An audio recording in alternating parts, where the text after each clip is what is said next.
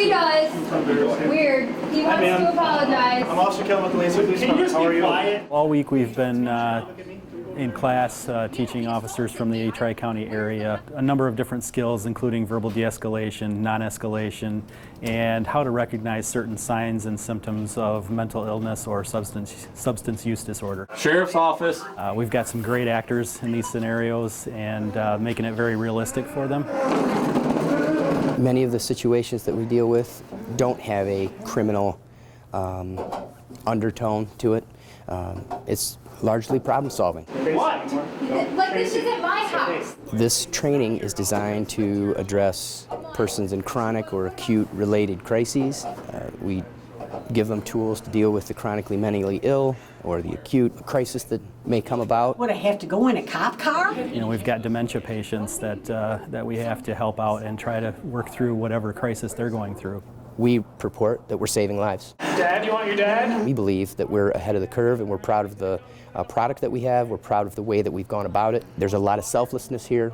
Everyone understands the stakes, the consequences, and the value that can in fact make a difference in someone's life who's dealing with a mental or a behavioral health issue. He's a sleepyhead. Come on, Chuck, get up! Make a better opportunity the next time we may have to deal with a person or his or her family. And of course, if we can save lives, we all win. What a celebration it was for Tom Johnson, being cheered by the nurses and doctors who cared for him inside the hospital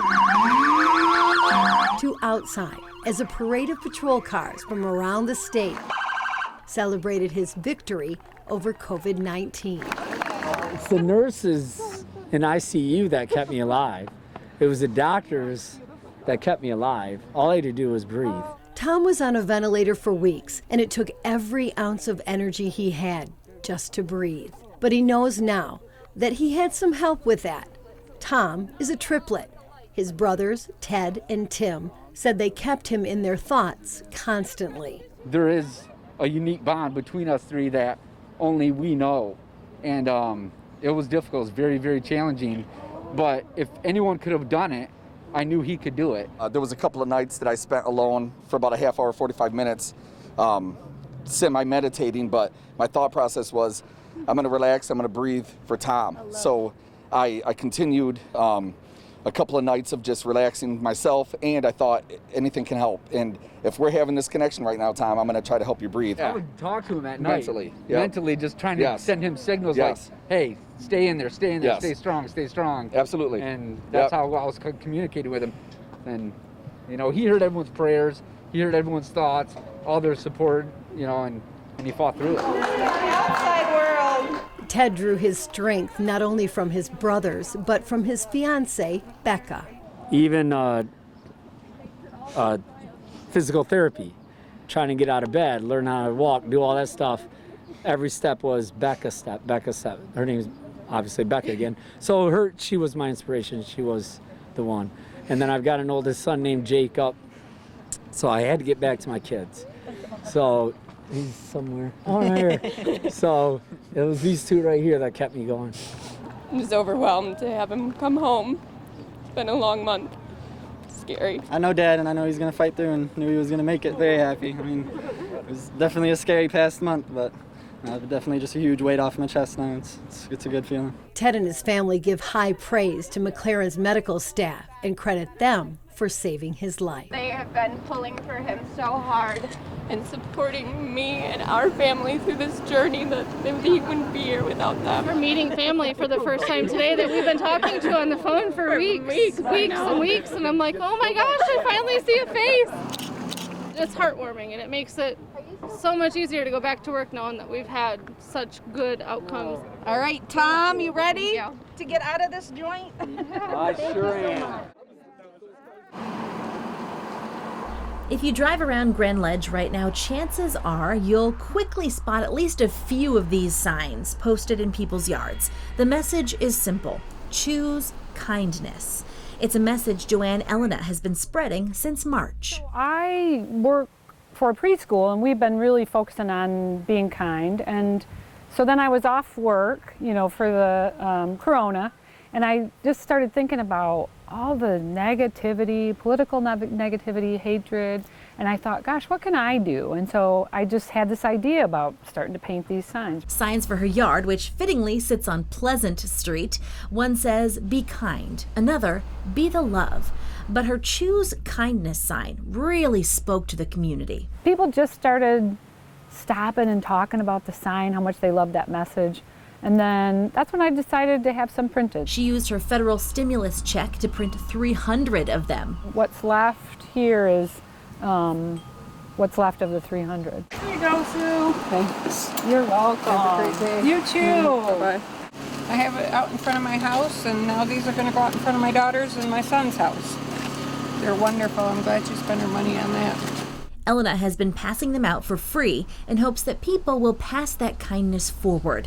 And it's working. One of the people that I gave a sign to, she actually lost her son to suicide. It's been a really hard time for her, but she said one of her neighbors came with a random act of kindness for her, and she had never met this neighbor. She just said it just meant the world to her. Elena moved to Grand Ledge less than a year ago, and this little effort has gone a long way for her as well. It's been a great way to see what a wonderful community we have, but also to get to know your neighbors, talk to people. People go for walks all the time, and they stop and talk and, you know, tell me their stories. So sure, it's just really cool. But if there's one more message she can share tonight to make the most of this kindness campaign, it's to be present. And then the kindness comes pretty easy. Be present when you're talking to somebody, when you're, you know, when you're having a conversation or when you're in the store. That's, I think, just as important message, because that's the only way it's real. You know, you can have real experiences when you're present. An intangible gift that we can all give for free.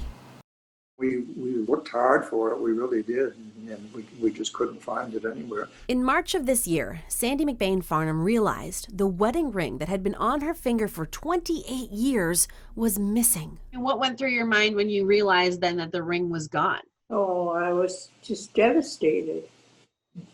I mean, I loved the ring, and I loved the man that gave it to me, and I didn't know exactly how I was going to tell him I didn't have the ring anymore. Not just because Don Farnham gave it to her when they got married, but also because the ring belonged to Don's mother, then his late wife Anne, and will eventually go to Don and Anne's daughter, a precious diamond in the family for more than a century. At home, they searched everywhere they could think of. They had just gotten back from a trip to Florida. Perhaps it vanished there? I never thought I'd see the ring again. More than 4 months went by, and Don and Sandy had given up hope. Until they went for a walk on a trail near their home. But for this part of the story, we need to rewind back to April, about a month after the ring vanished. It was kind of right in this area, kind of on the side. There was a little bit of snow on the ground, so I saw it, it kind of stood out. We both thought it was fake because it was so dirty, but we didn't really know. Well, I showed it to a couple friends and neighbors, and they were like, oh, it's beautiful. Yeah, it's probably a costume piece, and we just set it aside. A local jeweler confirmed it was real, and Hannah Hall and her mom Mandy posted about the ring on social media. But months went by, and there was nothing. Still, they didn't want to give up. And I told my neighbors to keep their eye out for anyone you see walking. Then, in August, 5 months after the ring disappeared, Don and Sandy went on that walk. And those same neighbors Came out and said, hi, we see you walking here often. Did you happen to lose a ring?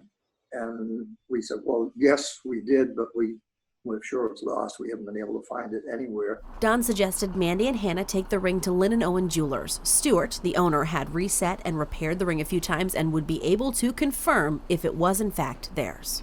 Immediately, the guy, Stu, looked at it and said, I know who this is. And Don Farnham. The next day, Mandy called and she said, we have your ring.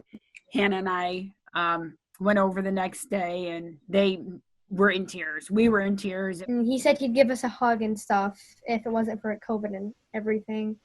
And they were really happy. And Sandy, for you, when you saw that ring again? I couldn't believe my eyes. I thought I'd never see that ring again, and I was just overwhelmed. Is it on your finger right now? It is on my finger right now. Can we get a flash? Oh, it's beautiful. But this isn't the first time this ring has run off. After Don's first wife, Anne, passed away, we couldn't find the wedding ring. We looked through all of our jewelry boxes and around the house, and we couldn't find the wedding ring. And we finally gave up. And several months later, my youngest daughter put on her mother's bathrobe that she had kept as kind of just a memory of her mom. Put her hand in the pocket, and she felt a tissue paper in there that she took out. She was going to throw it out, but it had something lumpy in it. And she unrolled or opened up the tissue paper, and there was the wedding ring. And now we just got to make sure it doesn't get lost a third time. Right.